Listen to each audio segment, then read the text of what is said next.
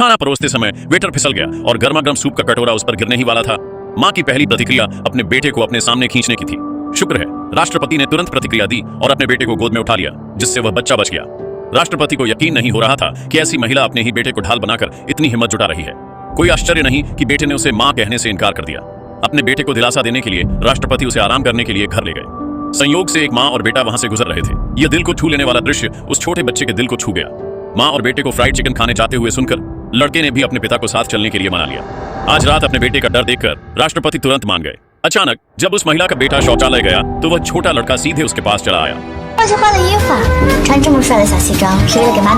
छोटा लड़का जिसने कभी माँ का प्यार महसूस नहीं किया था, तुरंत उस औरत के पीछे चलने लगा। जाते ही उसकी मुलाकात फ्राइड चिकन खरीद कर लौट रहे राष्ट्रपति से हो गई। ये देखकर राष्ट्रपति ने तुरंत उस औरत को मानव तस्कर समझ लिया।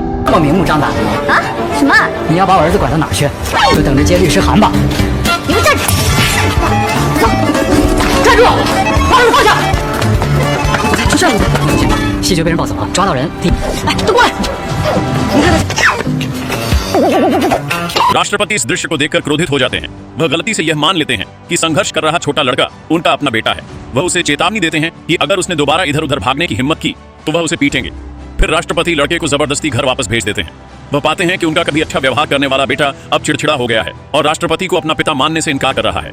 राष्ट्रपति को लगता है कि वह उस मानव तस्कर से डर गए हैं। जैसे ही वह उसे दिलासा देने की कोशिश करने वाले होते हैं, दरवाजे की घंटी बजती है। जैसे ही राष्ट्रपति दरवाजा खोलते हैं, लड़का चाहता है उसने मदद के लिए अपनी मां को पुकारा। तभी मेज पर एक तस्वीर देखकर वह दंग रह गए। वह यह देखकर हैरान रह गए कि सीईओ का बेटा बिल्कुल उनके जैसा दिखता था। इस चालाक छोटे लड़के को तुरंत एहसास हो गया कि सीईओ शायद उसका जैविक पिता है। इसी बीच महिला के बेटे ने भी कंप्यूटर पर लड़के की तस्वीर देखी। उसे अचानक एहसास हुआ कि वह महिला शायद उसकी जैविक मां है। अपने पिता को ढूंढने की पुष्टि करते हुए लड़के ने उत्साह से अपनी मां को फोन किया और उन्हें सब कुछ बता दिया।